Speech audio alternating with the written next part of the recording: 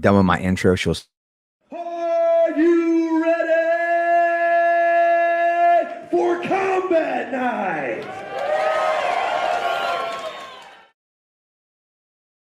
Back in the studio today with a real Combat Night OG. He earned it the hard way through the pro rankings. He never fought with us as an amateur, but he gets the title as OG. He's also our former welterweight champion, only former because he has moved on to bigger and greener pastures with the PFL. No, we have no other than JP St. Louis in the studio today.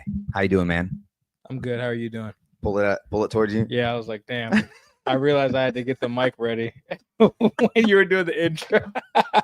All right. The hell is going on? This here? is great. All right. We good? Yeah, Raina, is the mic good for him on that? All right, cool. All right. Well, aside from the technical difficulties, JP, how you doing today? I'm doing pretty good. You know, had an easy Sunday. Typical shit. Went to Costco, got a whole bunch of stuff, and just getting ready for the week. I love the Costco runs, man. My girl went one time without me. This was like maybe just like 2 months ago. I got home and I was like, "Yo, where are you at?" She's like, "I'm at Costco." How dare you? Do you always get the Costco pizza or hot dog? No, that's the samples for me. The samples today, they actually had pretty good ones. They had the triple count chocolate muffin. They had Purdue chicken nuggets. Okay. Some jerk chicken, like Wonderlish, something like that. And then some bourbon salmon. Okay. I definitely went around more than once, like 2 or 3 times for each of them. Yeah, especially the protein. If it's protein, I'll hit it 3 or 4 times.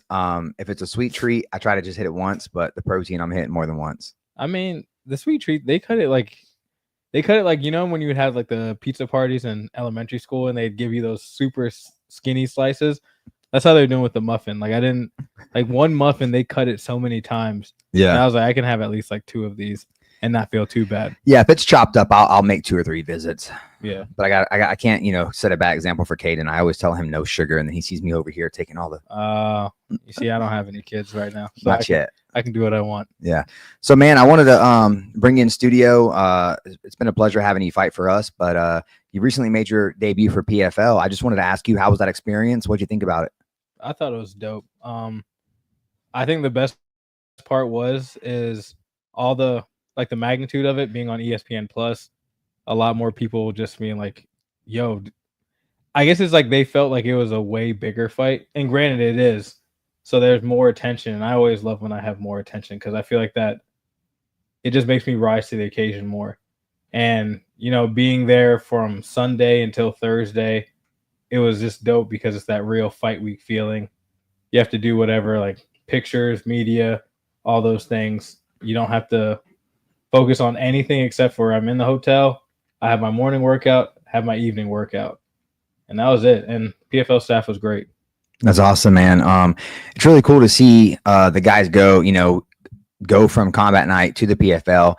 And like you said, the fans don't know any difference. It's like the fight, yes, a bigger fight, but you had fought this guy before. Mm-hmm. Your debut, or was it your second fight? LFA debut. Okay. I fought him. So the first time I fought on national television was against Tyler, and then that was like 3-week notice, like 2.5 weeks. And then my ESPN big show debut was against him.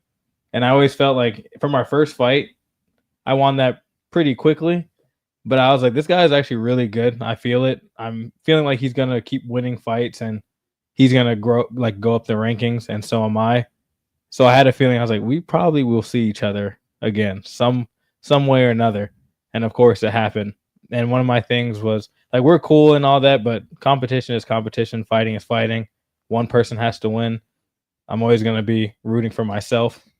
But I was always like, anybody I've ever beaten, I can beat them twice. Anyone I've ever lost to, I'd beat them in a rematch. And I was like, hey, it's time to what's the term that they use? Put my money where my mouth is. Put up or shut up. Yeah, put your money where your mouth is. Yeah, and I did exactly that. That's dope, man. I'd imagine that's probably similar for Tyler as well. It was probably his first big national TV with LFA, and then big, even bigger with ESPN. Again, you've ruined this man twice now. Dang. Come on, man. You don't have to say it like that. That sucks. It was his second fight with LFA when I fought him. Okay. Yeah. Okay. He was definitely the favorite. Nobody know who the hell I was. Mm-hmm. And but it sucks because it's like we're cool, like we're friends, we talk, we train with each other. He actually helped me for my last CFFC fight and then my combat night title. Granted, Daniel isn't a wrestler or anything like that, can't wrestle like Tyler, but we still train quite a bit with each other. And it just sucks. Like we talked a little bit before the fight. It's like it's all respect, but he's got a family. He's got his dreams. I have mine, and the sport is selfish. We have to put ourselves first, and I was able to get that win twice. Yeah, for sure, man. No, it was dope. I was very thankful, and I was happy that I was able to make it down there to watch the fights. You know, I always want to see. I might not get to all of our guys' fights whenever they fight in the UFC or whenever they fight in PFL. But if I'm free and I don't have anything going on, I'll make the drive. I'll make the flight. I've flown across the country, so it was very nice that you were just in Florida, a little south. Tell me, you know, with you having this fight with Tyler, you knowing each other, I noticed after the fight that you guys were, I don't know if the broadcast caught it or not, but you guys were like screaming in each other's faces. It looked like right after the fight was over. What was going on? The broadcast definitely got it. I'm gonna make a reel out of that. There's definitely a lot of stuff I got, but so really it was like the last minute he had me on the fence, and to a certain degree I was kind of like taking it easy because I was like, oh, you're not gonna get me down, when really I should have just like gotten off immediately. But like the last 30 seconds or whatever it was, like I got off and then I immediately tried to elbow him and he put me like back on the fence. And I was like, get the fuck off me, boy. And then I said it again and then like try to hit him. And then like a little exchange. And then immediately, like as soon as the bell rang, it was just like all the emotion, competitive spirit, primal shit. I just yelled and just let it out. And then I didn't realize how hard we collided our heads because I was walking towards him and then he met me. So it was just like almost like a straight headbutt. Yeah. And then we're just talking back and forth to each other a little bit, but nothing like we're mad at each other. It was just pure competition, respect, and I think just like that rival energy, you know? Yeah, it was actually pretty funny. You know, Tyler's lived down south now for a while. Mhm. I don't think he's from there originally. I feel like he's from like Ohio, but I don't know. I could be wrong. Yeah, but I think he's from up north. I don't know from where, but it was very funny because you were the first fight of the night. You know, the arena was fairly empty, maybe 300 people there. Yeah, and it was spread out because the venue holds like 6,000. And we got our tickets. Shout out to Steve Swedish over at Ruby SE. He hooked me up with a couple of tickets. shout out to my manager. That's JP's manager. For those of you who don't know, Steve always looks out for me, and I try to look out for him too. But anyways, he hooked me up with a couple tickets, and you know the venue's empty, so we're like, "Fuck it, we're gonna go down as far down as we can to watch JP's fight." And literally, the row in front of us and the 2 rows behind us were full of Tyler's fans. Damn. I think Tyler's girlfriend was one of them. His wife. My apologies. And I'm sitting there, and I'm with Tim and Brian. You know, these young fools. These young fools yelling all kinds of crazy stuff. And I'm just sitting there like, oh God. Oh, why don't call him that? Why would you call another man that?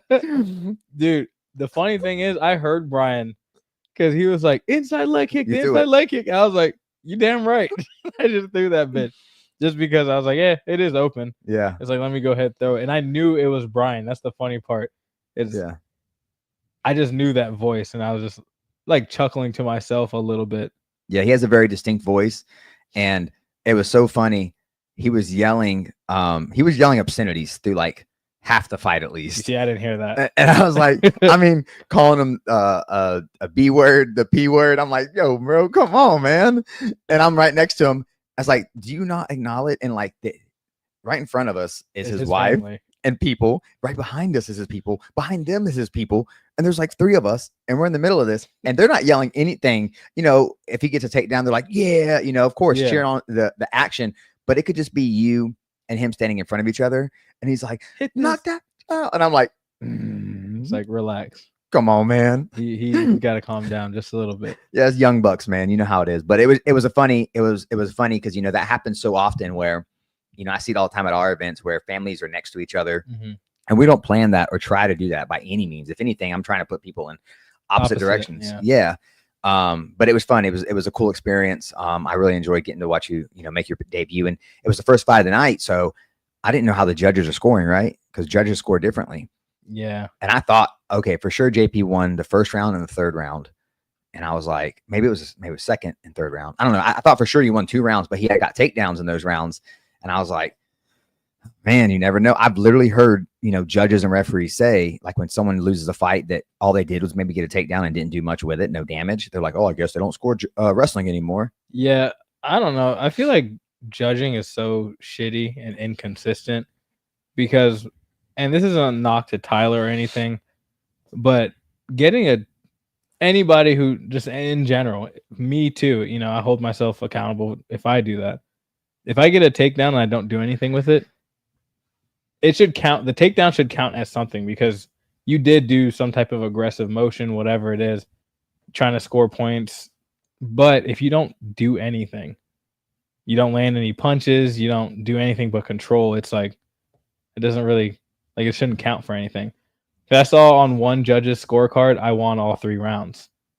And then on the 2 other judges, they said I lost the first round. Mm-hmm. And in my head, I was kind of like, I'm like, I don't really.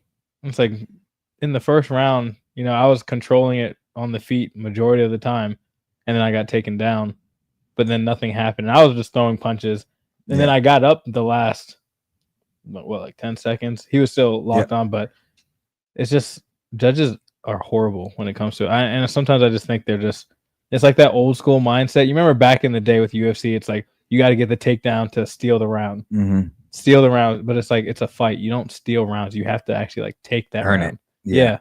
So I don't know, but I was still pretty confident when it went to decision because I was like, I like even in the first round, it's like I busted his nose, and then I was just I know I landed more strikes, everything, defended the takedowns, threatened a submission, got back up on my feet, but you still like never really know. Yeah. But when I heard 30-27, I was like, all right. That was whenever I felt more comfortable. When I heard 30-27, I was like, all right, that's good. Yeah. Had they said 29-28, I'd be like, oh, shit. But they said 30-27, 29-20. I was like, okay, that should be me. But still wasn't too sure. But it's I don't know. I've only had 2 decision wins. And I'm always scared when it comes to it. Yeah. I don't know what it's really like. No, for those that don't fight or that don't understand, it's like you've put 8 weeks of work into this. You went through a 15-minute fight. You're bleeding. They're bleeding. You're tired. You're exhausted. And you have to stand there for 20 seconds to find out if you won. That's the worst feeling in the world. It's even worse when you know you lost. And you're like, all right. I got to sit here and wait. It's like, hurry it up. But yeah, I'm trying to think.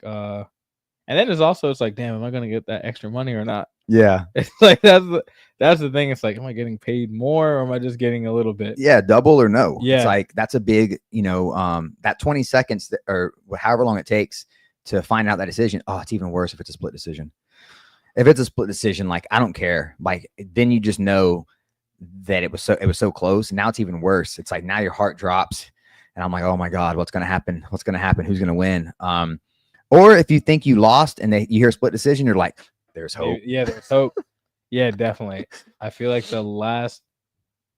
my CFFC fight, I felt that way because I was just like, he did a lot of holding, but nothing else. And it's like, I heard him, all these things. Then it was like a majority decision. So that means that one person had it a draw. Yep. Or 2 people had it draw. I think it's one person had it draw and then the other 2 had it split decision for me. Yeah. And that was nerve-wracking because I was just like, fuck, if I lose to another left-handed wrestler because I lost on combat night, like a majority decision, something like that. I was just like, if this happens again, I'm going to. Yeah. I remember watching that. That was the 6-0 guy, I think. Yeah. 6-0, something like high level wrestler. Mm-hmm. And I remember he was holding you on the cage a lot. And like, I mean, I get it. If there's not any significant striking happen, there's no damage happening. And, that's all that's really happening. That's all you have to score. Yeah, the guy's going to win the fight. Yeah. But I hate it whenever there was significant damage. There were things happening and you don't like, it's like, whoa, why, like, how did he win the fight by holding someone there? Yeah, exactly. what it is too is like the scoring criteria is it's very you can decide. It's like it's not concrete. It tells you like significant, impactful, striking, grappling, and then it's like, well, what does the judge think's impactful? Like, what does the judge think is valuable? So for me, it's like if I throw my jab, if I hit you with a 1-2-3 and you step backwards and you haven't coming forward the whole fight, that's impactful. Yeah. If you hit me with a 1-2-3 and I step forward and hit you with a hard cross and then you step back, I mean, even though I hit you with one punch, yeah, I was the more impactful fighter in that moment. You should look at me. Okay, there's a notch for him now. Exactly, because it's like even if you didn't lead that exchange, you ended it and you changed the course. You change the course of how that person is like reacting and how they're fighting. And I feel like the issue is a lot of judges. 4-4-3-4. Is that what you're looking for? Sorry.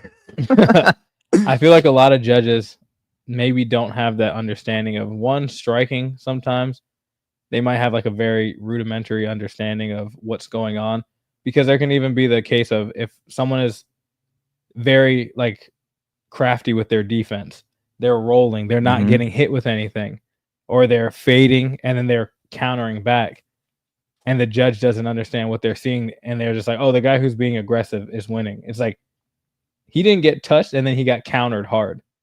So how can you really just say the person being aggressive, missing a lot of shots and then getting countered is winning? It's just, there's a lot that goes into it. And then you have the whole takedown thing. It's like, oh, you get one takedown, 1 minute, you didn't do anything. The person gets back up. It's like, oh, they won the round because they got the takedown. Yeah. It's like, you're an idiot. Two guys that come to mind whenever we talk about the rolling and slipping of the punches is Trey Waters and Roman Tavares, both OGs with us. But I was getting nervous watching their fights because, I'm seeing it and I understand it and I recognize it, but the punch is connecting and they're rolling, they're turning their head with it and they're coming back with something. And it's like, man, do the judges understand that like that's not really it connected, but he went with it and he hit him back. And it's nerve-wracking to watch those fights, especially because you just, like you said, the judging sucks here. Not just here in Florida. It sucks everywhere. Yeah. And that makes me think of what Bert 4-4-3-4. Okay. Sorry. No, you're good. You're good. That just makes me think of Bert Watson and how he would always say it's like never leave it in the hand of the judges because they'll break your heart every time. And it's really like that. It's a real thing. And I was scared with PFL just because I had seen some, and I know it's not the organization itself, but it's just when you see like sketchy calls sometimes with the judges, it's like, damn, am I gonna get these judges? It's like, are they gonna get me? And it's the same thing like UFC, any card. If you see a bad call, bad decision, next time you fight there, you're gonna be like, man, it's like, I sure hope they don't fuck me up, because it makes a big difference. It's like your show money and your win money. You want both. And when you don't get both, it hurts. What's up? 4-4-3-4? Yeah. Go this way. We're going to do a little quick picks. I'm going to go have some water. Look at that catch. That was a good catch. Didn't even move from my seat. I'm not sure what Raina did to my phone, to be honest with you. Forgot. Try again in 5 minutes. That's how many times she typed in the wrong password. Damn. It's 4-4-3-4 whenever it comes back, I promise. You just let everybody who's watching know your password? I don't care. I hope you don't use that for anything else. Nah. Okay. Yeah, it's literally just business, so it doesn't bother me whatsoever. Let me I'm gonna go here. Just whenever it's ready. It's 4-4-3-4, 100%. Woo, good catch too. Oh yeah, I was like, yeah. You gotta unscrew that and then stick it back in and then screw it back in tight. That's a pretty nice tripod. Here, let me help you. All right, I will just sit here for a second.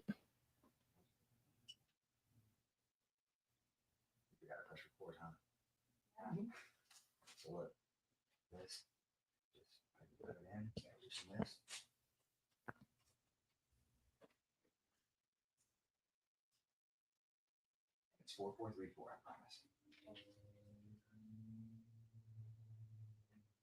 I'm just watching myself look at my phone. just.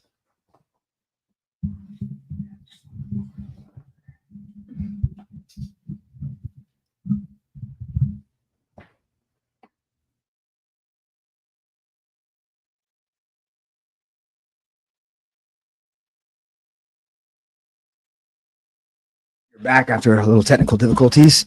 Put this headset back on. So JP, I wanted to. You've been in the game for a long time, and you train with a few different camps. Just kind of walk us through how you started your MMA career, where you started, why you went to where you went, and I'll let you take over. Man, yeah, it started in Fredericksburg, Virginia. That was where I started. Right after high school, a little bit after high school, and the first gym I went to, I don't even remember the name, honestly. There wasn't really much going on. Wasn't like learning anything. I feel like it was just a bunch of like tough guys. But I eventually went to a judo gym in Fredericksburg, and then started kickboxing. So like shortly after, like maybe like 2 or 3 months after, because the guy was doing judo to help with his grappling because he was a kickboxer, and then he wanted to start teaching, so I started there. Then originally I didn't actually want to fight at all. I wanted to just be like a training partner. I wanted to be treated like a fighter, but be one of like the best training partners out there. But then eventually, like, going to different gyms, having sparring battles. And when you go to a different gym, they're trying to beat the shit out of you. Or a gym comes there, they're trying to show how good they are. So eventually I just kept on like beating up fighters or doing really well with fighters. And they're like, "Do you fight?" I'm like, "No." I'm like, "Well, maybe you should." I'm like, "I don't know about that." But started kickboxing. That didn't go too well in the house. They did not want me fighting at all. And eventually I was like, "Man, I want to try MMA." It's like, let's see how good I really am. Started MMA. My parents were not a fan of any of it. And eventually I always had like the idea that like the area that I was in, there was no like big name fighters out of there. And I was like, and I'm watching like WEC, UFC, Strikeforce, was it Elite XC? Yep. Dream at the time. I think Dream was still going on. Every K1, every single fight promotion, I was watching all of it. When it was still RFA on Access TV, like everything. Like my friends would always say, it's like every time they come to my house, I had fights on, boxing, kickboxing. And I was just like, if I want to get good at this, I have to like go somewhere else eventually. So I had that idea, and it wasn't until like my third MMA fight after I'd done kickboxing and all these different things where I got my nose like busted in the first round. I got wrecked, like completely wrecked. All my friends, they were all like excited the first round. I got the takedown, got reversed, and he started beating the shit out of me. They all went quiet, and they all said that they were just sitting there like, is this amateur or pro? This is as an amateur. Okay. And nose broken, went to the corner, came back, and my corners coaches, they were talking to me. Came back, and in the second round, like first 10 seconds or something, or 15, I choked him out. And that's when I was like, all right, yeah, I love this sport. And I always say it's like it's easy to love something when you're winning easy. Like I was beating everybody, not really having an issue. And then that fight was the first time I faced like real adversity. Like I was getting fucked up.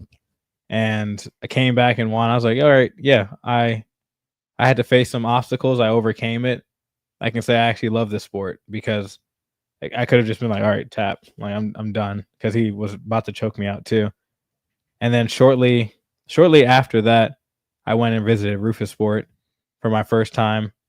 And I was like, you know what? I want to like move here eventually. So I started saving up money. And then about like 2 years later, I moved to Rufus Sport, and I was there from 2015 to 2020. And then how far from home was Rufus? Was that like a relocation, or was it just like a drive? 900 miles. So Virginia, because when the first time I went, my parents thought I was crazy because they're like, you're just going for a weekend? Because there was a kickboxing seminar for one day. One day I drove all across, got there Friday, asked to train with the pro team. They allowed us. And then Saturday was the kickboxing seminar. We trained, and then that same day we left, like me and my old training partner. And yeah, then I moved there after, relocated, just picked a random ass day. I was like, I'm gonna move on this date. and was there for a while. And that's where I like met like pretty much like my mentors, like big brothers, Mike Biggie Rhodes, Gerald Mearshart, Bilal Muhammad, and then like training partners. I trained with some Paul Felder, Anthony Pettis, Sergio Pettis. I even trained with Sage Northcutt, Tyron Woodley, another OG big bro. The list goes on. There are so many people that came there, trained there, and that's when I got like my 2015 is where I say it's like my real training started, because that was when I was actually training like a high level, and things were getting broken down, and I was seeing like some of the greatest fighters like Eric Koch, all those guys like I watched on TV. I was on the mats with Ben Askren. The list goes on. So that was just an experience for me, and that made me question whether I actually wanted to fight or not. I was like, yo, these are monsters. These are killers. They're beating me the fuck up. Yeah. Every single day I was getting wrecked by everybody. And there's fighters that weren't like famous that were really good. And it's like guys who were up and coming. Because when I met Bilal, he wasn't in the UFC yet. He was, I think it was actually still a little bit before he fought like Titan FC, won the belt, and then got his UFC shot. So I was just getting beat up every single day. And I remember the first sparring day, Gerald Mearshart, he looked at me in the locker room. He was just like, yeah, this is going to suck for you, man. And I was like, what? And he was just like, and then he put on this stuff and then just walked out. And I got like completely wrecked. It was so bad, man. And that day I was just like, what the fuck am I doing here? This is not, maybe I made a mistake. I am not as good as I thought I was, but still came every day, train. I used to wake up, train with Rick Glenn. You know him? He fought World Series of Fighting. Would wake up, go to his house, do like a kickboxing workout, like getting some of the technique down, because I was like, I need to understand the system. Would go there, and then I'd go to the gym. Rafion Stotts is another guy that was there. Would go to the gym after Rick Glenn's, and then do kickboxing at 11, jiu-jitsu at 12, and then 1:30 we had pro practice. And then after that, I would go work my job where I was working at a warehouse, building workout equipment, loading, all that stuff. And then sometimes getting home at like 4 a.m., 6 a.m., go to sleep, wake up and do the same thing the next day. And did that for a long fucking time. But I feel like that's also where I got like the base, the fundamentals that I have. So it was all worth it.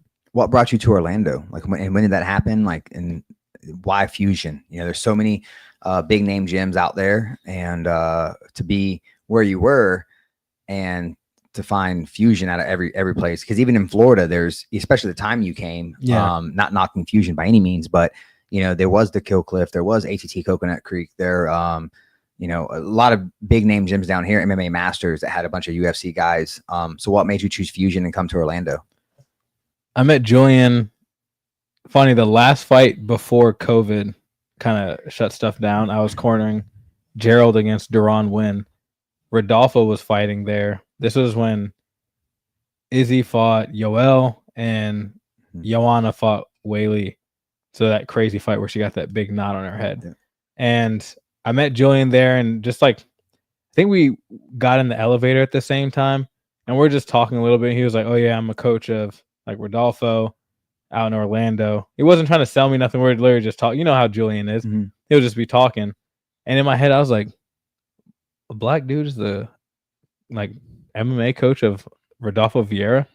I was like, what the hell? Because I remember one of my old coaches had suggested that I watch Rodolfo, like for like learning a few things, how he like passes guard, pressure passing, and all that. And I was like, what the hell is that? Because it's not that common to have like a black MMA coach who's that like good at grappling and stuff. So I just was like, okay, that's what's up. And I had like looked him up a little bit, but then during COVID, you know, some stuff happened, and I wanted to like go back. My family lives in Tampa, or lived in Tampa at the time. And I was just like, all right, what's the best gym that I can go to that's near them? And I, you know, there was the Sanford MMA, now Kill Cliff, ATT, but I was like, I've already been at a big gym. And I was like, I feel like there's something special at Fusion. part of it was just like I'm trying to be around. You never mind. I'm not gonna Go say ahead, it. say it. I was gonna say I'm trying to be around like niggas who look like me, in a sense, and I feel like I can get good training here. I can get some good attention, and this was 5 years ago. Fusion was not what it is now. No. There was not that many people on the mats the way that there are now, and I was just like, Julian has the grappling. I feel like I can get some good attention like on the feet, and I already know a lot of stuff on the feet, but it can be good to like, different philosophies and all that. And I feel like that was really it. And I think it all worked because I feel like I was good, but I feel like the fighter I am now in comparison to when I got there, completely different. And I feel like that's partly due to Julian, his system, especially like the grappling, and then mixing like what I know from Gerald Mearshart, what I learned from him, what I learned from like Biggie, different mindset stuff with like Bilal, and then going to Julian and getting that grappling system. That's just a scary mix. And then what was I gonna say? And then him, he like made me believe in myself. Cause I remember Julian was like, "Bro, you're pretty fucking good," and I was just like, "Really?" Because I never thought so. Because I was always getting my ass whooped. It's actually hilarious that Julian of all people made you believe in yourself, because he does not give compliments unless it's very warranted and earned. Yeah. Even then, he might not give you a compliment. Yeah, but I feel like it's like because I'm different than some of the other people. Sometimes it's I was there. You don't need to be humbled. Yeah, I don't need to be humbled because I am pretty humble. Yeah, I can get you've seen this. I'll get rowdy, but it's like for a moment I'll come up and then I'll go right back down. So I feel like maybe he saw this like, why is this guy like that good and he's like doesn't believe it. So he would actually like give those compliments. He's like bro, like you're pretty raw. And I'm like, okay. But I didn't want to believe him. And it's like, yeah, I've gotten compliments from other people before, but it's like when you train with them every single day and you look at them like kind of like your big brother, it's like, yeah, you say that and you're going to like whoop my ass. So it's like, I feel like you're just giving me a little something. It's like, you'll be all right, bud. Yeah. And then go off. So when he said that, I was just like, all right. And I actually started to like believe it. And I think that started showing in how I fought. And I was fighting with a lot more confidence. For sure. You said something earlier and I had me thinking, you were talking about Julian. It was a surprise you to see a black MMA coach. And I'm sitting here thinking like, he's a head coach, he's the head coach of the gym and he is a black MMA coach. He does focus on MMA is like what he loves to do for you guys. I can't think of any other black head coach in MMA. Lloyd Irvin is the only other one. And I would say he's more of a jiu-jitsu coach. Yeah. Like he brings in people for MMA type stuff. But yeah, he might be the other head coach that is black, but I can't, man, I was just sitting here trying to rack my brain and I was like, yo, it's I mean, white, it's all a bunch of white people. White dudes, or you got like Brazilians, and white people. Or if you're, you wherever country they're from. Yeah, exactly. But yeah, that's where it's like representation does mean something. Phil Nurse? Crew, but he's all striking. Yeah, not really. That's a dope little accolade to have there. I mean, I remember the NFL had their first black head coach. I think it was like early 2000s, maybe late 1900s. God. Oh man, damn, I'm old. Yeah, man. You were born in the 1900s too, though. Late 1900s. That sounds old. Even 2000s sound old to some people. Yeah, I know now. It's crazy. 2025. Anyways. But my whole thing is like, if you're going to call me old, you better make sure you're faster than me, stronger than me. Your knees are better. It's like, cause there's some young cats at the gym. They're like, oh damn, Unc. I'm like, bro, I'm literally more athletic than you. I will whoop your ass. It's like, you can't say anything to me. How do you maintain that, man? Because you perform at a high level. I'm black. Oh, just black. But no, continue what you say. Yeah. Yeah. What do you do to maintain yourself? What's your routine to keep, because you also, like you said, you took a fight against Tyler Ray the first time on 3 weeks notice. You can't do that if it's not a lifestyle, if it's not something that you're doing every day. And I mean, you can, I guess. We got the guys like Joe Pennifield that'll fight on a day's notice. Bro, Joe is crazy. He's wild, man. Bro, I literally tell him all And then the he time. gives people trouble. That's like the Yes, craziest part. He's good. I'm envious of his mindset. Like there's a part of his mindset, the part that's like, I'm just ready all the time. Yeah. I'll fight anybody. I love that about him. I wish, you know, again, I say I'm envious because I'm 40 and he's right behind me, or he is 42. Oh yeah. And I wish, he's old. He's not, he looks young. He really does. got And then great he skin. moves. He can, bro. He can. I was watching him scramble the other day, and I was like, "What the fuck?" Yep. But it's just because when you're training when you're on the mat all the time, you don't actually watch anybody. Yeah. So then when you have to sit out and you see, it's like, damn. I never thought. Yeah. But yeah, what do you do? Is there anything special, or there's so many young fighters out there that, you know, I see that are going out partying all the time. You know, they're eating fast food, they're eating like crap. They're just doing things that they're not recovering. So, you know, give me like a day in the life of JP in fight camp, or just JP everyday life. Like, let's just do everyday life. Everyday life, man. Bro, I feel like it's like I've done the same thing every day, damn near since I was like 15 years old when I started going to the gym for the first time. And so every day, pretty much so I don't drink I don't drink caffeine. I don't drink alcohol. I don't even party, because my last partying days was like when I was in Virginia before I moved. So none of that. What else? I can't even stay out like that because I get so sleepy. I've always been like extremely sleepy. It's like you look at me like 10:30, 11, and it's like I'm already dozing. I've been a grandpa since I was a kid. I'm about to say that's not unk status, that's Gramps. Bruh. Since I was a kid, I remember I'd be playing video games with my cousins, my older cousins, and they always knew, because it's like we'd be playing a multiplayer game, and I'm just like running into the wall and I won't stop. And they were always like, bro, you can never stay up, like ever. And I've just always been like that. So I feel like sleep. Plenty of sleep. I get so much sleep, and I do train. I've gotten a lot better over the years, and my Biggie and Gerald would always make fun of me, like, bro, you be doing too much. It's like relax, stop. You're always doing some extra shit. But I feel like because of how I sleep, I've been able to actually like recover and continue going, because I don't like everyone gets injured, right? But I haven't gotten. Actually, I'm not gonna say anything about that. I don't want to jinx myself. Knock on the right? fake Yeah, wood. something. But I feel like sleep is like the most important thing, and I think mobility is also good. Like every time I get massaged, I get work done, they're always like, for the amount of muscle that you have, you're actually very like limber. Your everything is moving easy.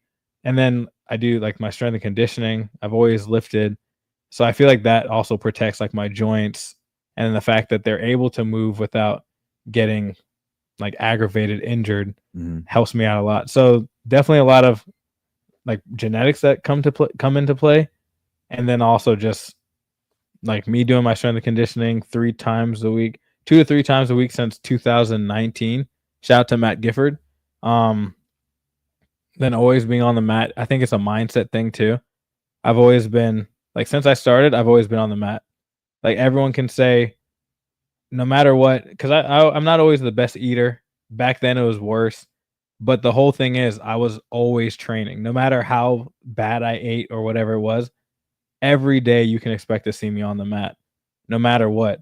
And as I got more wise, before like I would have to get an injury, or before it's like, hey, when you get older, it's not going to be like this. I would always watch the guys that were above me. And it's like, if I want to get to where they're at, or if I want to go further than where they're at, I need to learn faster and change what I'm doing.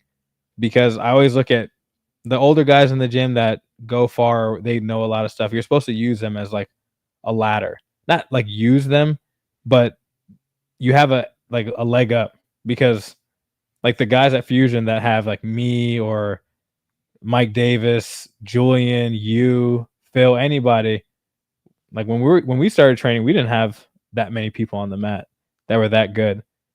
So it's like you're supposed to use them to kind of like propel you forward. Yeah, I think there's a quote about this. It's like, a smart man learns from his own mistakes. A wise man learns from others' mistakes. Yeah. And it's like, yeah, if you talk to the guy about he's been through 40 weight cuts, you have him a cheetah, go ask him a question. You have Rodolfo, who's been an athlete his whole life. You have these guys. Use the mentors and the tools around you. Ask a lot of questions. And I always make a joke. Like Biggie will make fun of me and say, he's like, you're one of the smartest dumb niggas I've ever met in my life. And I'm like, and I understand what he's saying because sometimes I just don't get stuff.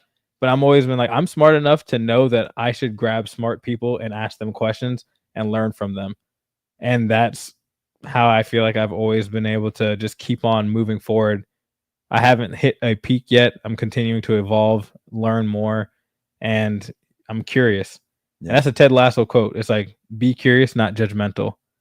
Always learning something, always listening. Damn. Always listening. I hate when it's like live and my voice fucks up. I'm like, damn, they heard that. But yeah, always listening, always learning, seeing what the OGs are saying. Because not everything that they say you have to take. But it's always good to like get little like pieces of advice. Like if you're talking to someone, I'll listen. Maybe I won't sit right up there, but it's like I'm looking over and it's like, that's pretty good. I'll add that. Yeah. And I think that's what has played a role. Plus I'm extremely stubborn. Yeah, the whole always being curious, right? Like and you know what's funny is I've learned stuff from white belts. I've learned stuff from every walk of life inside that gym. Some things just, I shouldn't do that. Oh, I do that. Oh, why would I even try? Like, I just learn all the time. I'm always trying, like, I'm just being nosy. Like I'm watching everybody, I'm listening to everybody. And I'm taking all of it in and processing the information, but I don't ever turn somebody off unless I've already listened for a couple, 30 seconds. And I realize, this I don't need to listen to this guy anymore. But even like when a white belt's asking me something like, hey, what'd you hit me with? Or a blue belt, hey, what'd you do to me there? And I'm like, I really don't know. Let's walk through it again. And like, while I'm walking through it, I'm like, oh, I did. Okay, cool. And now it's like cemented in my brain, and it might be a move that I never do, but the white belt helped me cement it in my brain because he asked me about it and I took my time to show him. So yeah, I think you can always learn from everybody. It's a good trait to have as a fighter. And I feel like being a student, forever being a student, and being able to, what's the word that I should say? Being, I guess I want to say holding yourself accountable, being honest with yourself and being objective to where if like someone will ask me a question, I'm like, I have no idea. But what I will do is I will go and find out and then I'll come to you. Because I feel like a lot of times with martial arts, ego can be a big thing. I mean, a huge thing. And sometimes like people have an ego. They don't want to admit that they don't know something, or they don't want to have an open mind and learn. And, like people will say, it's like, oh, I don't have an ego. It's like, bro, everyone has an ego. You can't do this sport without having an ego. Saying you don't have an ego can almost be like the worst thing, because like, oh, you have one and you don't even realize that it's a problem. I know I have an ego, but being able to like acknowledge it and being able to reflect and being like, all right, like say someone lower level gives me a piece of advice. Sometimes in my head, it's like, the fuck are you talking about, bro? It's like stay where you're, but then in my head, I'm like, you know what? Let me hear what you have to say. And it's like, if it's trash, it's trash. But if it's good stuff, then you know what? All right, you were right. And it's like, I can do that better. And I might not tell you were right. Yeah. And it's like not, and this isn't me saying anything about like the level, but Brian Santiago, he just made his pro debut. I remember when Brian first started training, and he asked me a question, or he gave me like a piece of advice. It's like, hey, like fix that up while we're drilling. And in my head, I'm like, this motherfucker. I'm like, damn, he right though. I'm like, damn, look at that. Like, he's gotten to a point where he can see stuff, and I can respect what he has to say. It doesn't matter that he just had his first pro fight. He knows what he's talking about. And if he ever said something that I was like, I don't know about that, let me see why you said that so I can get a better understanding. It's like, all right, this is where you're coming from. Yeah, I got to look out for that. But I like that. I think that's one of the best things to have in a gym, where it's like a helpful ecosystem. No one feels that they can't say something to a higher level fighter. Of course, you have to have respect. Like, if I saw Lyoto Machida do something, I have to make sure, one, that we're on that. Like, me and him are cool and all that, but how I would approach him, I have to give him the respect that he deserves. He's one of the best to ever do it. But it's if I said it's like, hey, how come you do that? Or like we're talking about sparring. I think he's even asked us like, how was that? Machida is Yeah. the most. You say that every fighter has an ego, and I believe that too. Yeah. But man, does Machida have control of his ego? Because Rodolfo too. I think they're both pretty similar when it for comes what to they can do to people, what they've achieved, and how they act on the mats, it's something to admire. And Machida will talk to me like I feel like an equal, you know, Mhm. and he gives everybody the respect that they deserve. And even with him being as good as he is, even in his 40s, it's like this man after sparring, he'll like talk about it and like break stuff down with you.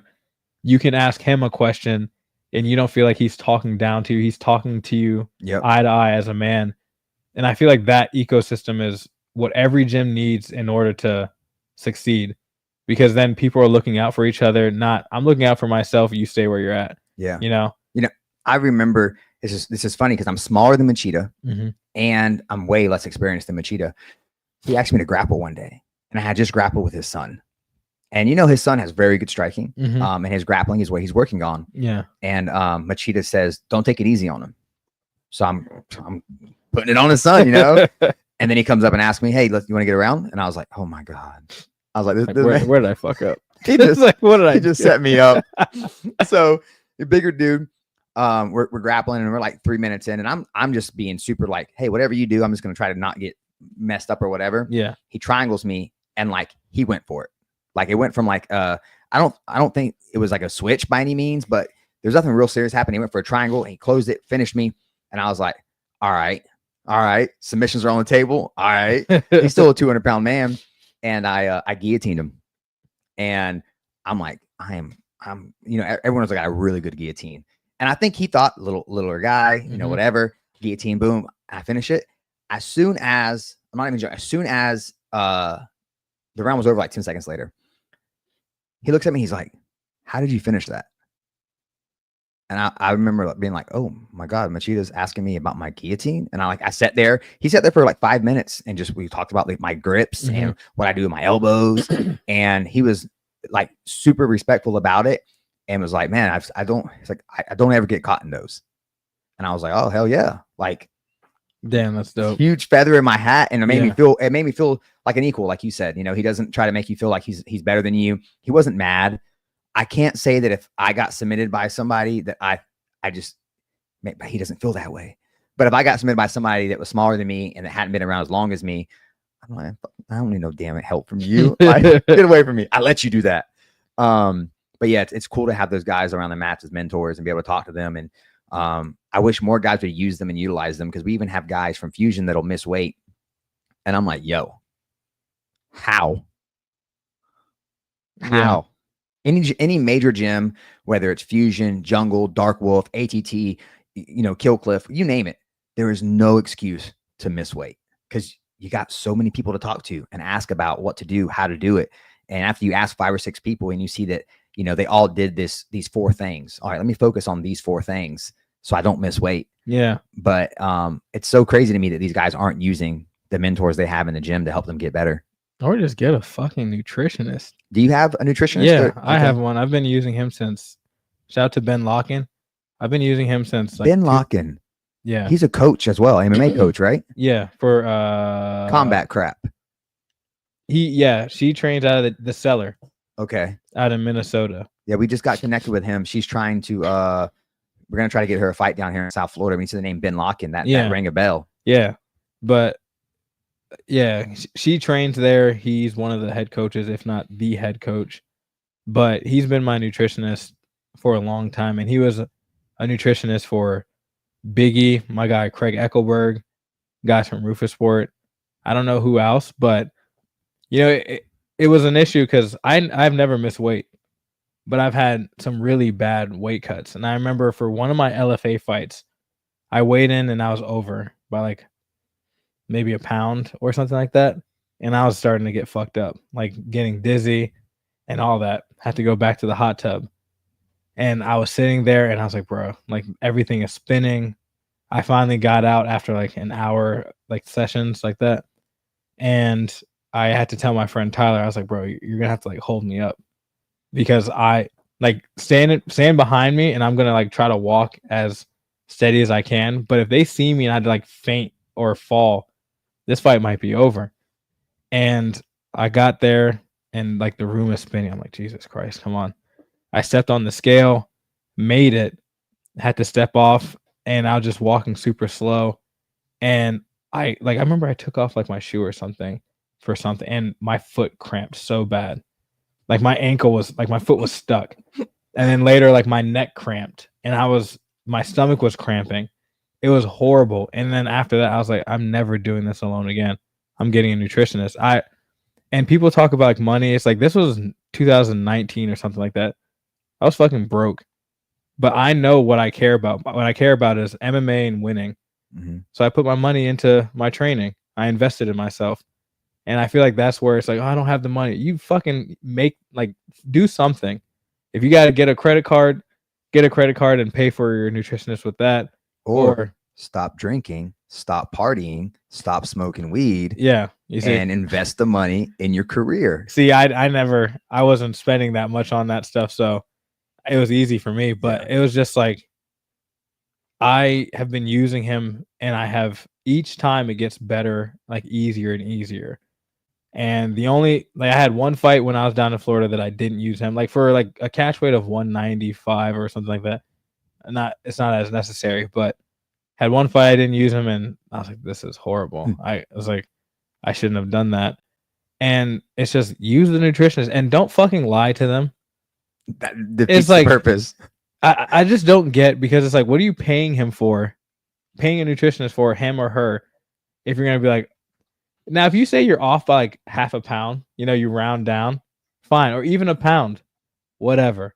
But people will be like, oh, I'm this, and they're 5 pounds heavier. It's like, what the fuck are you doing? They can't help you accurately. Yep. Everything matters. Even the pound you shouldn't lie about.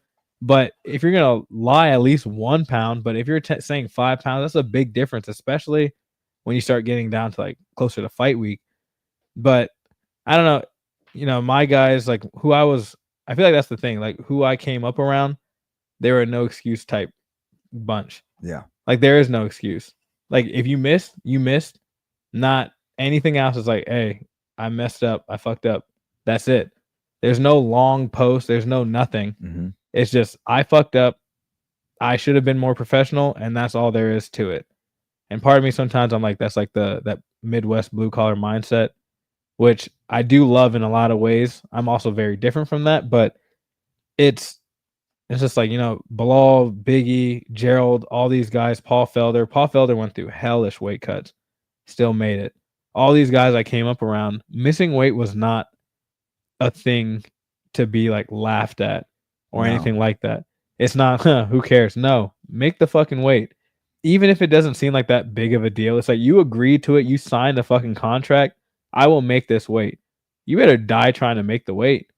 And if you do miss weight, I understand like things can happen. You can get an injury that made it really fucking hard to make it. But accept the fact that it's like you made your bed, now lay in it. Yep.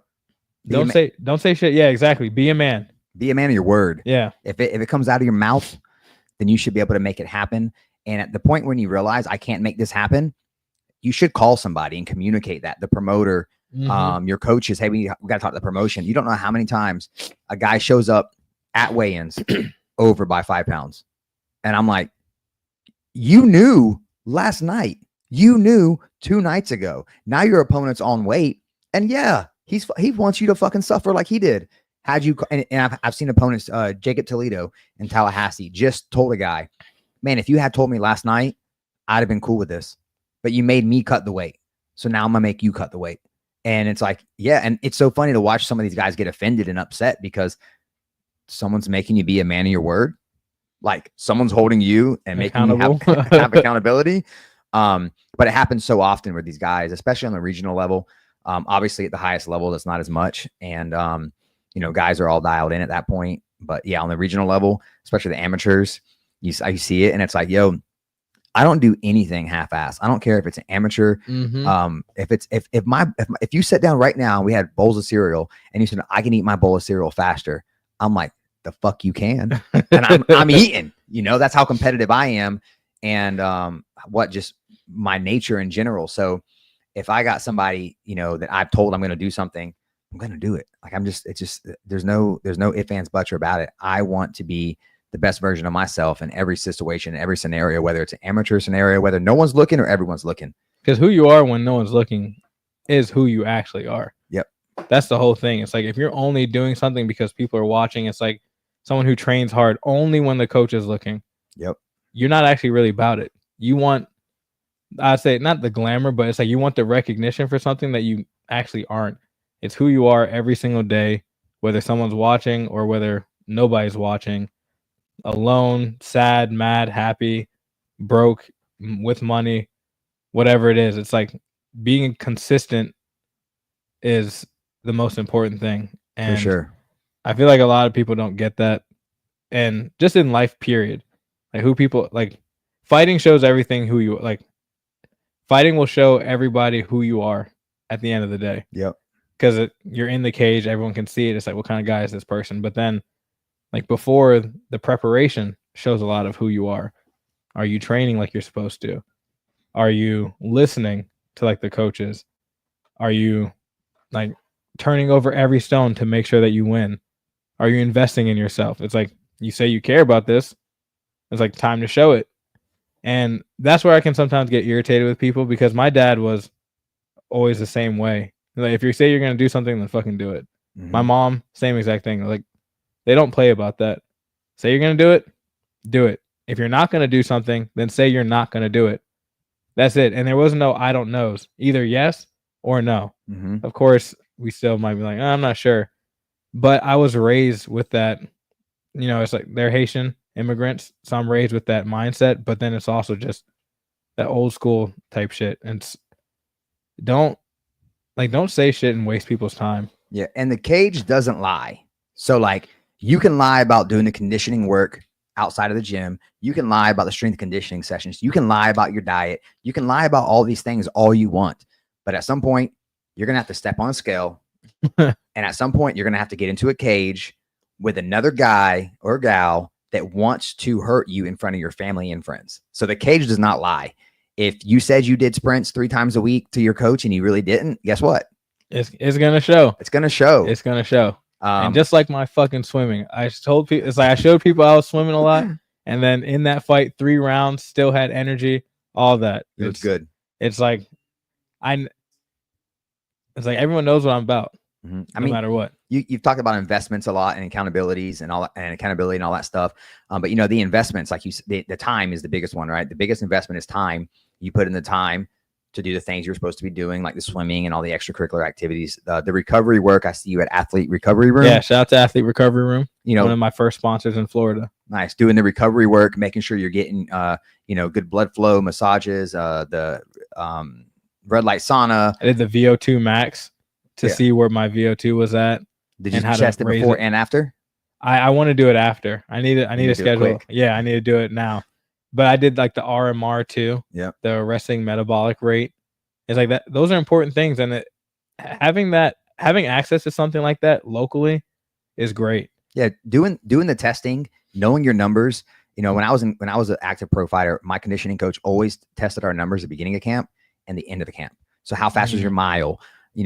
What's your recovery time looking like your heart rate? How fast do we get it down? So I knew where I was at. So it's real important to know where you're at when you start and to see the improvements as you go. And the only way you do that is by investing, right? You invest in time, strength conditioning coaches, you invest in your nutrition. And some people are better than others when it comes to strength and conditioning, or they're better than others when it comes to nutrition. So maybe you don't have to invest here or there. So you have to know where to invest too. Yeah. I always say the first place to start investing is a nice mouthpiece, a nice custom mouth guard, and a nice diamond cup. Yeah. Protect your boys, protect your teeth. But then, there's extra investments like the nutritionist, Athletes Recovery Room. I work with a company called Ways to Well. It's over in Austin, Texas. And as I get older, I just get my blood work done. I want to make sure that, I'm not doing anything stupid to my body and I'm recovering like I'm supposed to. I don't need any extra help. I don't need any, TRT. So Checking the cholesterol, check whether you need some Cheerios or not. I feel you. exactly. Just I want to make sure I'm on the up and up, and I do that as a non-competitive athlete anymore. I want to make sure that I'm doing the best things. My diet's the right for my body. My supplements are right. It's funny. I went and got they offer a cancer panel test, right? And it tests for 1,200 different types of like tumorous cancers. Damn. It's a blood test. Well, I don't know what happened to me, man. Whenever I became a father, I got a type of anxiety that like I've never felt or understood before. No one warned me about it. And I don't think I'm alone in this thought or this feeling, but like I have these horrible anxiety moments where I'm thinking like I'm going to die. I get a headache. I'm like brain aneurysm. Yeah. This is it. I don't get to see my kids grow up, you know? So I always have, so I'm like, lately the anxiety's been like cancer. Like I just see so much stuff about cancer. So I'm like, you know what? $1,500. All right. I'll invest in my body, my health to find out, do I have any cancers that I could catch super early? How dumb would I feel if I end up not testing and then I go to the hospital one day, like you got stage 4. If you had came a year ago, you'd be fine. So yeah, I'm like, let me get tested. Right. I feel real good about this investment. $1,500. I get the test. I go, I'm nervous. They're drawing my blood and I'm like, is there cancer in there?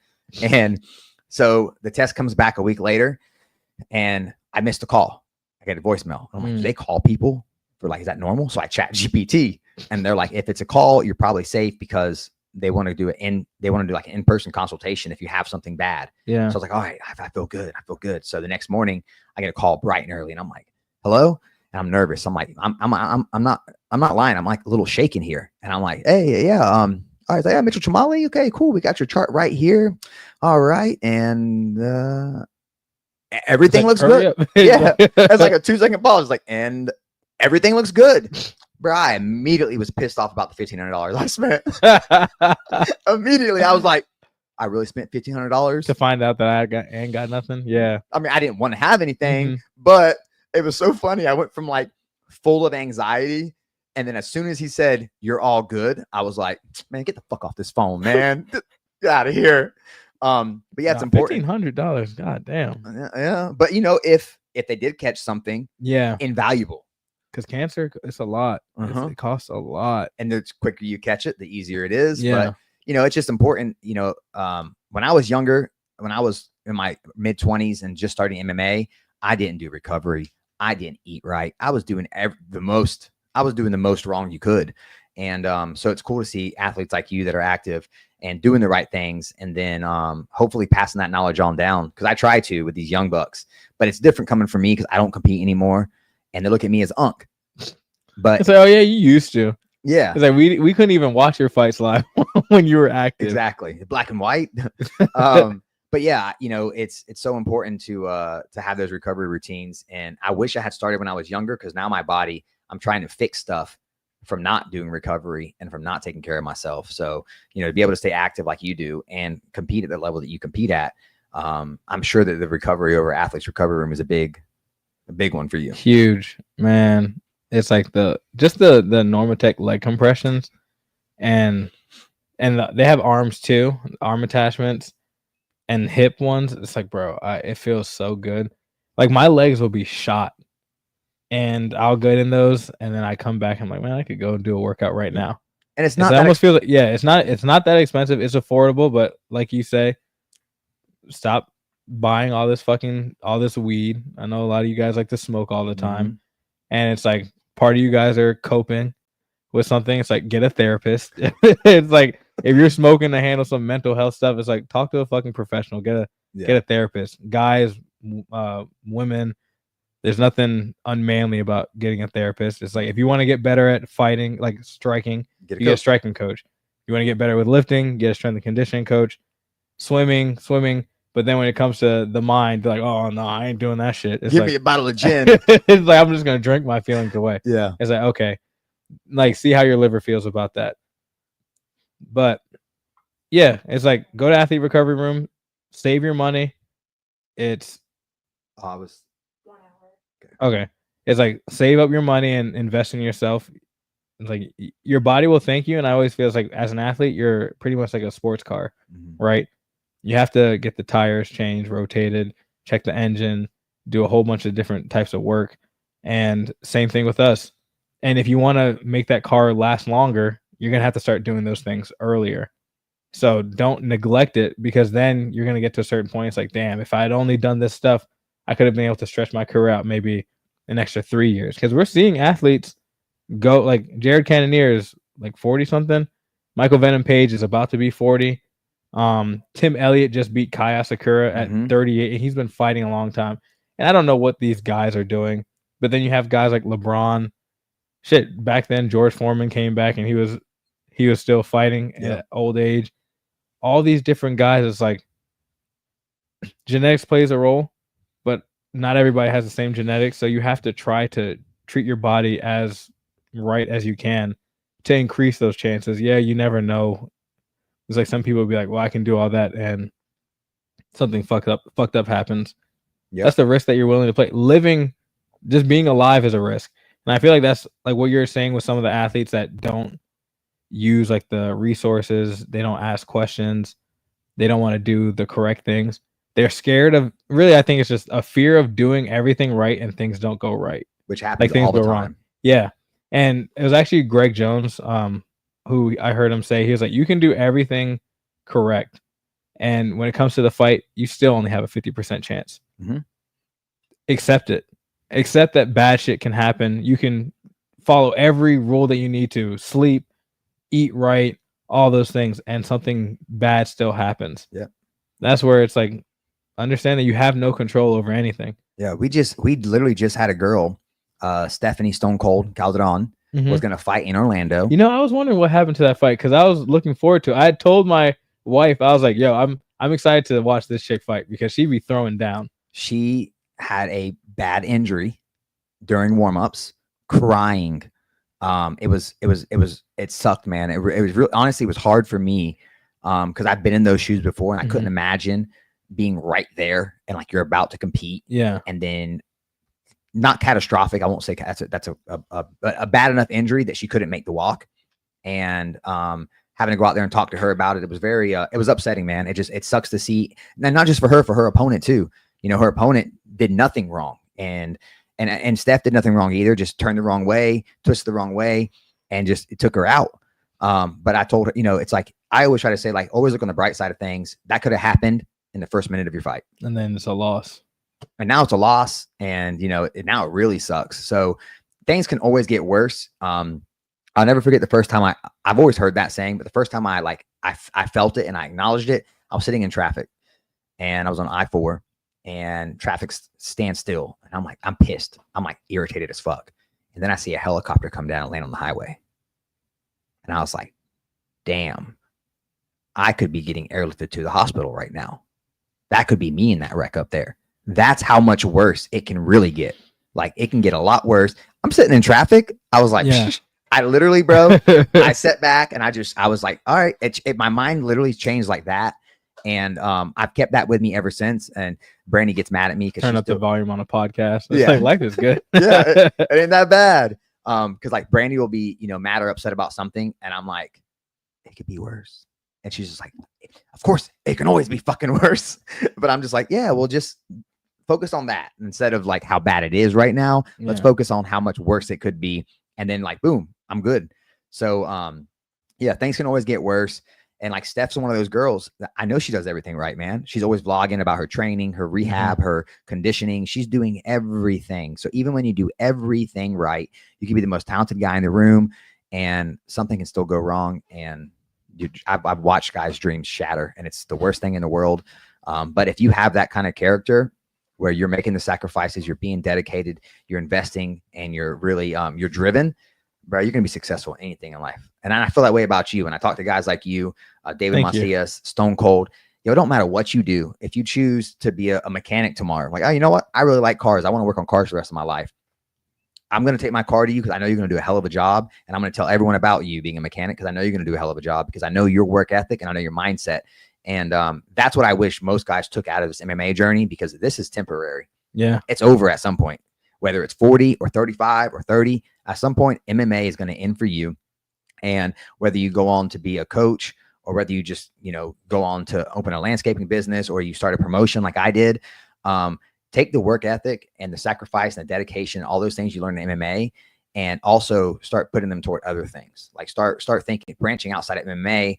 Don't take away from the time you have reserved, but in the free time, instead of playing video games for 4 hours or 3 hours, get an online course and learn how to do something that's interesting to you. Find out if it still is interesting to you. I love the fact that we have guys like Brian Santiago, Tim Abdil-Shahid, Joe Gonzalez has helped out a few times, coming and helping us. Ernesto recently helping us with Combat Night and setting up and getting paid to work the events on the nights they're not fighting. It's like, these guys are all going to make it. Like, I just know, and I don't mean in fighting, but I just mean in life. And I look at you and I see the same thing in you, man. So it's awesome to also, because you and I became training partners about maybe 6 months, a year before you started fighting for us. Yeah. And I don't normally, and I'm always honest with everybody about this. Like, if you didn't come up with me as an amateur, I'm not trying to take you on as a pro. Yeah. Like, I don't know how you all, I don't know if you are going to make weight. I don't know if you're going to be a headache. I don't know if you're going to do the right things. When we have you as an amateur and you fight 5 or 6 times, I learn really quick who you are. Yeah. I figure it out really quick. Are you okay with missing weight? Like, are you whatever? But if you're already a pro and you already have a few fights, I'm like, do I really want to get like, yeah, I came in with like 8 or 9 under my belt already. A lot of fights. And I remember Julian, credit to him, bro, he was just, come on, man, JP, come on, JP. And I was like, man, I don't even think JP fucking likes me. Like, I don't at all think this guy likes me. And I said, it doesn't matter. People fight for me all the time that don't like me. And I have people fight for me that I don't like. And then I had you, we worked with you for a fight. And I was like, I really like this guy. Like, you won me over the very first experience. That's dope. And was it just like the weight cut or just how I handle everything? Just professional from start to finish. We didn't have any issues with you. You weren't asking us for give me fights. You weren't, it was like, you're here to fight. We need paperwork. Paperwork's due. Blood work. Got it. Pictures. Got them. Like, it was just, there was no headaches whatsoever. There's still some guys that will wait until the week of the Thursday before the fight. Hey, I just got my blood work. I'm like, what are you doing? Why are you stressing me out? Because I'm worried about your opponent getting in a fight. I'm worried about you getting paid, your opponent getting paid. Like, just get it done. It's good for a year. And if you're really wanting to be a fighter, you should fight more than once in a year. 2 or 3 times you'll use that blood work. And then guess what? Whenever it expires, just go get it done again. Like, don't wait to the last minute. Yeah. I appreciate that. That's one thing. And 2, I feel like people just waste or they're so okay with wasting or pissing away opportunities because the promotion doesn't have to let you fight for them. Regardless of if they need fighters, they may not need you. So, and promoters talk to each other. Coaches can talk to each other. It's like, oh yeah, my guy was supposed to fight this guy. He flaked out. I don't know about him. Yep. It's like, or he waited so long to get all these things done. It's like, don't deal with him. And that's one of those things. It's like, if I get an opportunity, I'm not trying to fuck it up. And I learned that early with like my parents. They're like, hey, if we say you can do something, like, don't piss us off in the process. Because as like sometimes they were harsh about it, but it's like as easy as it's given, it can be taken away. Yep. And you'll never see this thing again. So anytime I have an opportunity, it's like, all right, let me go ahead and make sure I get my shit done. Yeah. Or it's like if they send a reminder, all right, stop what I'm doing. Let me get all this done right now. Yep. Because then I don't have to deal with it. And then I want to increase my chances of being like worked with. And I just think sometimes people are just like selfish.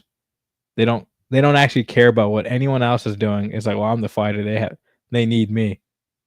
No, they really don't. Like, they can find another idiot. There's a lot of idiots out there that fight. And we don't need the idiots. I promise you that. I'm lucky and blessed at Combat Night. The community we've built, like we got a crazy community of fighters and athletes and coaches that are amazing. People will, you won't see, you go to another local event and you might never watch a whole event of guys you've never seen fight before for Combat Night. And you're like, yo, why doesn't this gym? Why doesn't that gym? And it's like, well, because we tried before and they did this or that. So like, if you're going to give us a headache, you're going to pull all your guys last minute, your guys are going to miss weight, your guys are not going to turn in paperwork, you're going to make our jobs harder. No, we're just not going to work with you. The jungle and literally the jungle and fusion. If we just put those 2 gyms against each other, we have a full fight card in Orlando for every event. Now, obviously, we don't want to do that because I would love one day to do like a fusion versus jungle or like a Orlando versus South Florida and pick like 2 gyms from each to like battle. That would be awesome. But Yeah, we're not any established promotion. I think the same goes for like probably the LFAs and the CFFCs of it all. The fighter, especially right now, unfortunately, it's hard as a fighter because Bellator went under, PFL didn't pick up a lot of the fighters, and then One Championship is struggling. They're holding on by a thread. And so there's so many fighters in the free market. People would be shocked if I showed. I mean, I just don't share messages like that. It's no one's business. But we get messages from guys that are like 33 and 5, asking for an opportunity. I don't care about pay. I just need to fight. Anything you can do. And it's like, yo, you think they're not messaging all the other promotions too? And it's multiple. It's not like it's one guy. I mean, there's literally 24 guys that are high level, great athletes, great fighters. But it's like, I got to worry about the combat night guys. That's my number one concern. Yeah. If you came up with me as an amateur, or if we give you a fight as a pro and you everything works out well for you, cool, we want you back. I don't care if you sell tickets or not, and you know this. Yeah. Because I don't sell. That's not it for me. We've done a good job at building a brand, and people know the brand produces good fights. So it doesn't matter if you. There's been guys that sell 100 tickets, but they're just a headache. They're annoying. They're hard to deal with. They're doing everything last minute. And it's like the juice ain't worth the squeeze at that point. It's just not, man. Yeah. So it's awesome. Like I said, again, man, not to be on your nuts too hard, but I wish more guys had this mentality and took this approach to fighting. We're thankful that we do have a lot of guys that are like that, but there's some guys, man, that have been so talented over the years that I just knew we're going to make it. And then I'm at the gym with them, and they're like, "Oh, I'm so hungover from," and I'm like, "You're in camp. You got to fight in 6 weeks." Oh, I stop at 4 weeks. Okay. Yeah. I was like, that's smart. What? Which I wanted to say, it's like, thank you, like combat night, period, because without you guys, I don't know what would have happened with everything. And which I said in my MMA junkie interview post fight, it's made sure to shout out. It's like the fact that I'm combat night 170 champ, because I have like, there's respect in that. I respect it. There's value in it, and I want people to know it's like I came up through combat night, at least my last 5 fights, or no, I had a lot of fights with combat night. Only one CFFC. Yeah. And if it wasn't for combat night, getting all that experience fighting, and honestly, combat night helped me deal with like the social media aspect of fighting. Especially when you guys started posting more, and I'm like, damn, bro, I could be on the other side of a highlight. And I was like, these bitches are going viral. I'm like, so many of y'all's videos, it's you guys have the best social media out of like and I fought all around regional promotions, LFA, CFFC. You guys are posting every single day, every event, whole bunch of cameras. Even if it's not the UFC feel, it is still like the post-production, bro. If you fuck up, everyone in the world is going to see it, because you've seen all the fighters on combat night pages. Yep. And it helped me learn how to deal with that, because now like a few, like UFC is on it, but you see like all the memes that come from fighting or the viral knockouts, and combat night got me used to the fact that there's going to be a camera in your face. Yep. From every angle, from every single angle. And if you have to be okay with the fact that you could end up on the wrong side of one of these things. Yeah, man, I'd be telling guys, it's like, we've had guys get upset because we maybe made a highlight video of them missing weight. And I'm like, you realize that's the worst one. Like, no, you missed weight. We don't try to like meme fighters or tell lies or like trick people. No, it's just, we post what happens and we make it look good. But you realize if you get knocked out in the UFC, you could be Vitor Belfort on the highlight reel of every single UFC event. Every event you see, boom, heads bobbing up. It's like, if you can't handle it here at the regional level, brother, good luck. You can't handle it at the UFC level. Yeah. Like, your mental's got to be better than that. And we try not to do things like teenagers and that kind of stuff. Like, we try, there's obviously like lines and okay, yeah, they might not be ready yet, but yeah, man, if you're fighting for us, for better or worse, you could be a part of a highlight video. And I always tell guys, like, what's the best way not to be on the wrong side of a highlight video? Train your ass off. Don't party. Do the right things. Be focused. Be present in the moment. Yep. Don't think about the cameras around you. It was such an interesting thing, because it's like, I fought LFA, King of the Cage, all these different promotions, but it wasn't until combat night where I was just like, yeah, there's cameras everywhere for everything. Yep. It's like from the weigh-ins up until the fight. It's like if I slip walk into the cage, they might make a joke out of it. It's like the angel video where they're like, bro almost blew his ACL, and it just prepped me. And it's crazy because it's like some people wouldn't think that, but it's like it prepped me for everything that comes with fighting. Yeah. Because a fight's a fight no matter what. And I've had tough ass fights inside the combat night cage. You've seen it. Yeah. Eye split open, all that, like wars, Tyson Jeffries, whatever it is. So I've had extremely tough fights against top fighters in the combat night cage, having the video, everything that goes with it. And it's just that experience I feel like is invaluable. So I thank you guys for giving me those opportunities. Shout out to Julian for like keep on mentioning my name to you. Because I remember a few times he would be saying something to you about it. But you guys gave me so many fights, and I thinking about it, I'm like, yeah, I really am like the only guy who came up outside of combat night and was able to get that many fights. And then the ability to say yes. That's important. Because it's like thinking about even, I know we joked about it in the We Listen and We Don't Judge video, but it's like, it is real. Donovan unfortunately got hurt. And it's like, AJP. I'm like, yeah, I can take it. Yep. Be ready. And it's even crazy thing is with this PFL fight, Angelo was gonna be fighting Tyler Ray CFFC. I don't know what happened with it, but then I'm at the gym, and that's the best part. It's like I was at a gym on a Wednesday, and it was Wednesdays are hard days because I swim. I was going to the gym to wrestle with Bubba, and then strength and conditioning at night. 3 sessions, and it's just a long day. And I was at the gym doing my strength and conditioning, and that whole day I was like, bro, I don't fucking feel like doing anything. And while I'm like at the end part, I get a call from Steve, and he's like, I'm like, what is he like? What's going on? And he's like, what are you doing August 21st? I'm like, well, I guess I'm fighting. Now I'm just wondering where. And then he tells me PFL against Tyler Ray. And I was like, damn, just the ability to say yes. Yep. And yeah, I've had injuries at wrong times, like we talked about earlier, but majority of the time, I'm like, yeah, I can do it. And I don't know, it's just dope. Like everything that happened, moving down here, getting the chance with combat night, being able to say yes, fight, and be the 170 champ. And then after that, go to PFL. It took a little bit longer than I was hoping in terms of going from like winning the belt. Because I remember in the weigh-in thing when you announced the fight with me and Daniel, like somebody from after this fight is going to the big show. A little bit delayed, but literally happened. Still here. Like, my next fight was PFL.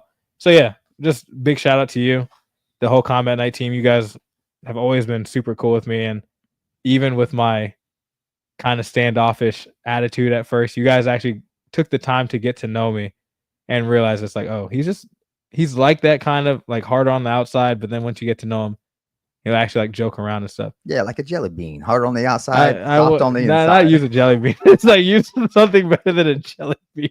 It's like the worst fucking candy out there. Starburst jelly bean. Ew, why do you keep going to jelly beans? Oh, Starburst has really good jelly beans. Oh, I'd rather say like a dum Rolo. dum. Dum dums are hard on the outside and the inside. I mean, I stay hard. Pause. I'm hard boiled. A Tootsie Pop. There you go. Tootsie Pop.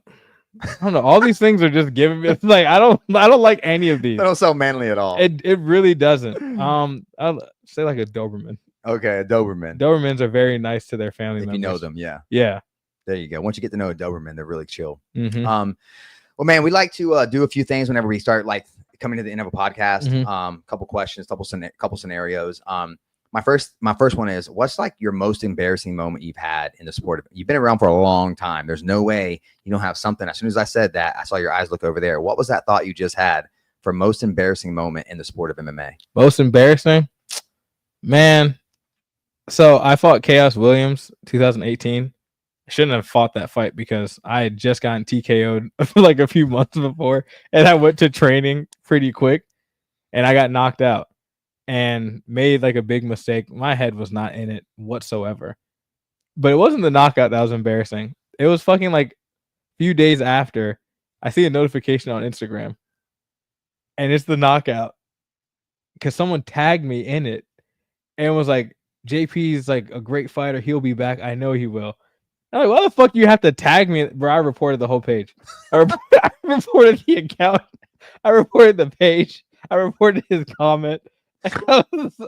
I was not ready for any of it. I was like, bro, fuck you. Yeah. Fuck this page. Fuck him. Everybody. I was like, everything's getting reported. This is spam. That was the most embarrassing. I was like, nah, I was not ready because I was still locked up in the room. Yeah. I even though you have to learn how to not to take losses to the heart, I'm still a sore loser. It's like should be in this sport. Yeah, I like when I'm teaching kids, it's like I say it's like losing happens. It's gonna happen. Don't like get all worked up. But I know myself. It's like, bro, I'm still trying to learn that because I lose and I'm just like, fuck everything. Like after my Nick Meck fight, after the ended and before they called the decision, he was like, hey man, no matter what, like let's get a beer after that. After this, in my head, I was like, "Fuck no!" If they say your name, bro, I'm not drinking with you at all. In real life, you're like, "Yeah, man, for sure." I didn't. Nope. I was like, "We'll see." Literally, my words were, "We will see." After your hand gets raised, hey, you still want to get that beer, bro? And I'm trying to learn to be better and be more gracious with losing, but bro, I don't. It's like I can't. I don't get tied to an outcome. But I know if the outcome is me losing, bro, oh my God. I mean, that's the way it should be. You should be upset. You shouldn't. Losing should never be normalized, ever. I mean, yes, it's going to happen. Yeah. All those things are true. All that good. But a month later, okay, cool. We should be chill by then. But like the week after, nah, don't. It hurts. Yeah, don't talk to me. Like I put 8 weeks of my life, really maybe 4 or 5 years of my life, and then a concentrated 8 weeks of my life for this one moment that this motherfucker stole from me. Yeah. It's like, especially if you know that you did everything right, you didn't cheat, you did everything you possibly could to get the right outcome, and then you still lost. It's like, man, that shit sucks so bad.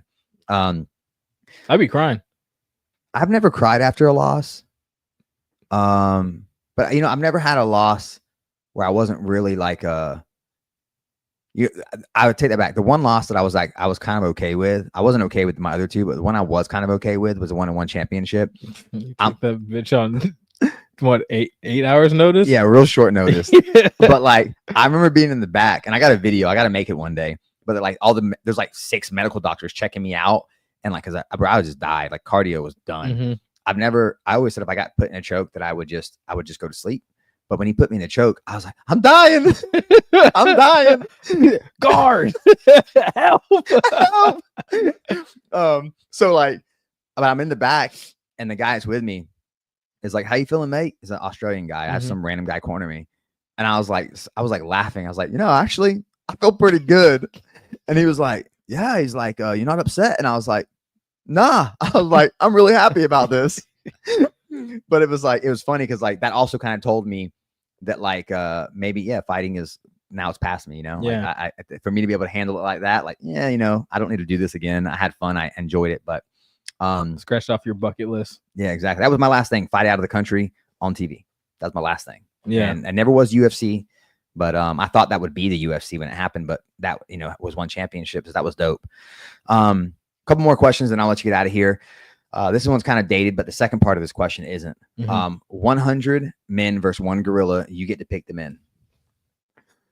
Bro, this argument again. You were there when we were arguing this. It's like in theory, 100 men can beat a gorilla. Of course, gorillas don't have cardio like that, but like some people are gonna get fucked up.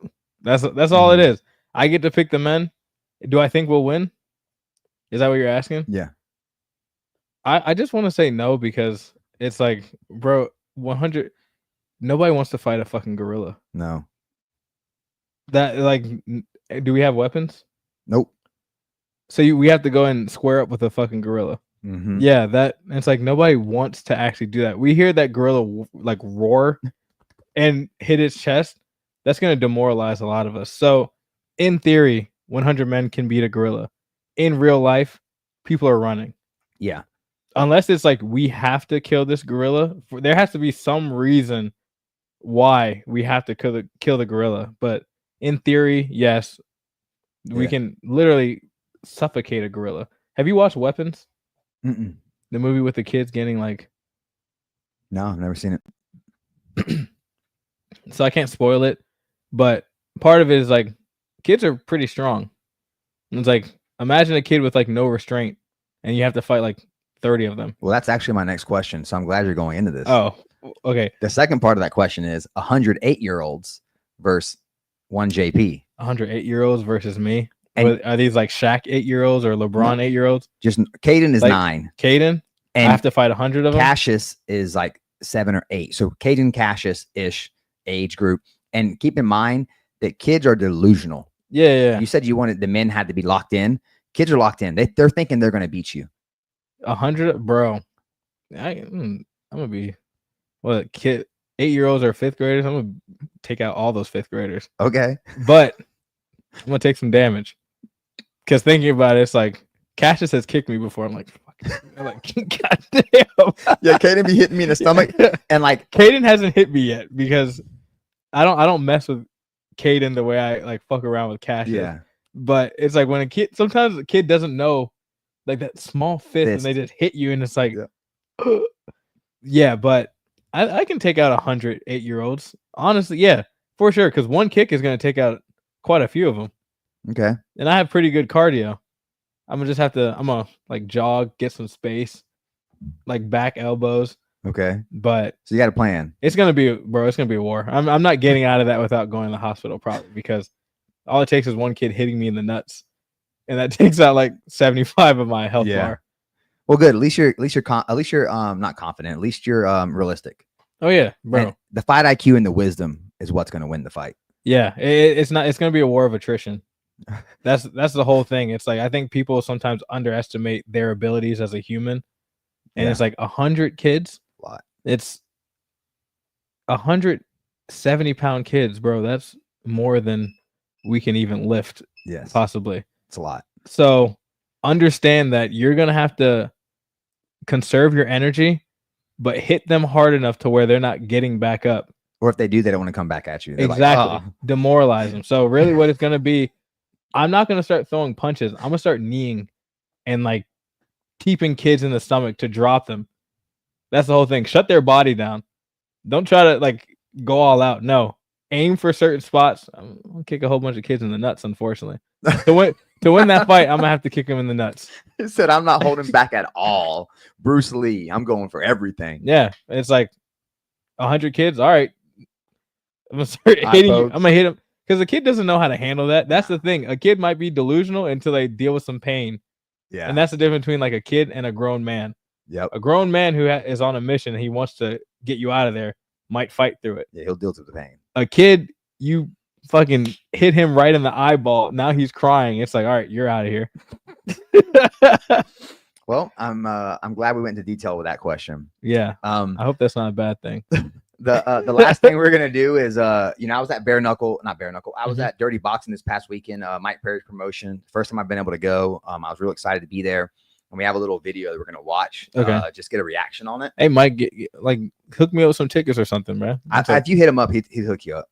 He hooked me up. Right? Oh shit! I guess I should hit him up. Yeah, just tell him like, yo, what's up, man? Want to come check it out? It was a cool event. The vibe was it felt very very VIP. It was dope. I enjoyed it. But here's a moment. A fighter actually got into it with a security guard. So we'll have Rainey. Bam with the security guard. He's having an issue over here. Bam Bam still wants more action. Oh no. We got multiple security guards and all chaos is kind of broken loose here on the ring. Lost by KO. You play it one more time? You lost by KO and you step out of the cage. Look, he hit the security guard first. Oh, that's that concussion shit. He wasn't thinking straight. That's a big boy too. Yeah. Look how easy he got taken down by the security guard. Yeah, I mean, Dirty Boxing, not jiu-jitsu tournament. Yeah, but still, he's fought MMA before, right? Yeah, he's actually a Combat Night OG. I love Sean. He's a cool dude. His takedown defense should have been a little bit better. That's all I'm saying. Letting the security guard take you down. Yeah, it's like, come on, man. I mean, security guard was smart. He grabbed him really quick and ran into the pole. So like he was like, all right, I'm holding on to this dude. a little backstory. Sean used to actually train that guy, The security guard the security that he guard punched. I I thought the security guard that he took down. I was gonna say, hey, he taught him pretty well. He took him down. That's the one that took him down. The security guard that shit. It's the same security guard. He punched the dude, but if you watch the video, you have to watch it back in like slow motion because it only catches a moment. Yeah. The security guard, it looks like he's talking trash to Sean as Sean's getting out of the ring, and he turns around and just decks him. He was like, "That's why I left your bitch ass." But I'm just kidding. I don't know. No, you're fine. But still, it's like that. He probably was like, exactly. He was like, "I left you because you got no defense." yeah. Now, here's my thing is like, as security, if you're at an event, I tell guys this all the time. We have people who work with us, maybe doing commentary. And like, if you got beef with a gym, I better not be able to hear that or know that from the commentary. Oh yeah. If you better be professional. There you go. And so for me, it's like, security guard, why are you talking trash to a fighter who just got knocked out? Yeah, that's some lame ass shit, honestly. Yeah. And when you see the video, you'll see it again. Like that, like, so you have to slow it down. But he's like saying something. He's like holding the rope and saying something to him. And Sean just turns around and was like, psh, and just decks him. I like that. I like the fact that even if he lost, like, jokes aside, he lost the fight. Someone is talking shit like that. Immediately, nothing. Just swing on him. Yeah, his takedown defense wasn't great, but still, I respect the mentality of no one just gets to say shit for free. Yeah. Especially if they have history. But that is extremely unprofessional of that security guard, and he shouldn't work other events if that's the type of shit that he's on. Because I know even it's like I did the commentary for like 2 or 3 combat nights, and I don't have beef with anybody, but some gyms it's like maybe we don't care about. But that should not like leak into your work or whatever you're doing, because nobody cares. You're doing something for a specific company, you're representing that company. You're getting paid, or you're getting exposure, you're getting practice. That's not the time to have your little ego battle or whatever it is. It's like after in a different area. Like don't do it at the event or right after, but it's like if you need to handle your shit, handle it. But I mean, I don't know. That's just not my. No, I wouldn't either. But like you said, I love seeing that Sean was like, nah, I don't care that I just got knocked out. And it wasn't like it wasn't like out. It was just like more of a TKO. But it's great to me to see that it's like, I'm about this life. Like you want to talk shit? Like you're talking shit to a man who just showed you I'm about this life. Yeah. You just turn around and decked him. But yeah, that was a pretty funny moment. And it happened right in front of me. Literally, like I'm like 10 feet away from this moment as it's happening. Did you have time to record? No. Oh, I was gonna say, I was like, I was gonna bring in my meta glasses just to like, press tap. But it was so odd because the guy is about to get his his post-fight interview. And as they're starting his post-fight interview, it happened over to like the left of that. So my focus was even like here, and then you heard a big commotion, and everyone was like, "Oh shit!" It just happened quick. But yeah, it was dope because you just like, hit him. It's on site, and now they've been back and forth online. Actually, I've been watching Sean's stories to see the back and forth of him, bro, posting all kinds of stuff, calling him out, telling him like, when you want to do this. The unfortunate thing is, I hope it doesn't turn into anything crazy. If they want to meet up and fight, like 2 men with their hands, cool. But down in Miami, some things get a little too crazy. So I hope it doesn't blow up in anything stupid. Hopefully, it just Mike puts him on the next Dirty Boxing. Right? Let them fight each other. And he can use that as like the promo. Yeah, let them fight each other. You want to fight, get paid. I think that would be a good idea. But nah, all respect to the fact that he was just like, I don't care. Because I just fought. It's like it's nothing to fight again. But yeah, that security guard definitely out of pocket. Yeah, it's like I can't speak on what I don't know. But if you're working security, you were not doing any type of security work. You were causing a scene. Yeah. So get him out of there. Well, cool, man. Well, JP, is there anyone you want to thank or plug or you want to give a shout out to before we get out of here? Shout out to Athlete Recovery Room. Shout out to Super Rare. Shout out to MAG, my the nonprofit foundation that's in my grandmother's name. I've been rocking them on my combat night short since my first combat night fight. Shout out to my wife, and I don't know. Shout out to anybody else that You got anything that I can think of? No, but young fighters, take heed in what he just did, right? He shouted out his wife, right?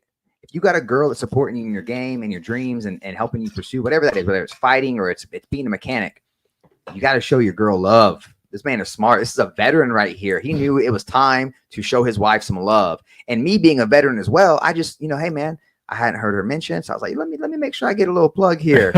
I set him up. Tonight he's going home to a nice home-cooked meal. Instead of the couch. And honestly, it's like for some fighters out there, understand this too. If your girl gets mad at you for not shouting her out, you have to also be honest with her, and she has to be honest with herself. What do you do to get shouted out? Because your girl helps you cut weight. She's helping your meals. She's a real ride or die. Yeah, she helps me with the weight cut. I still cook most of my own food, but if I need her to like, hey, can you please prep like all this stuff for me? Whatever it is, she'll help me out with it. The whole fight week, she was there down every single workout, every morning one and night one. They're like recording to get content. She recorded everything with me, like taking the pictures, like everything, anything that I could have asked for. And I've learned how to lean on her more. Because I used to be, I'll do everything myself. But she helps me out so much and believing in me, everything.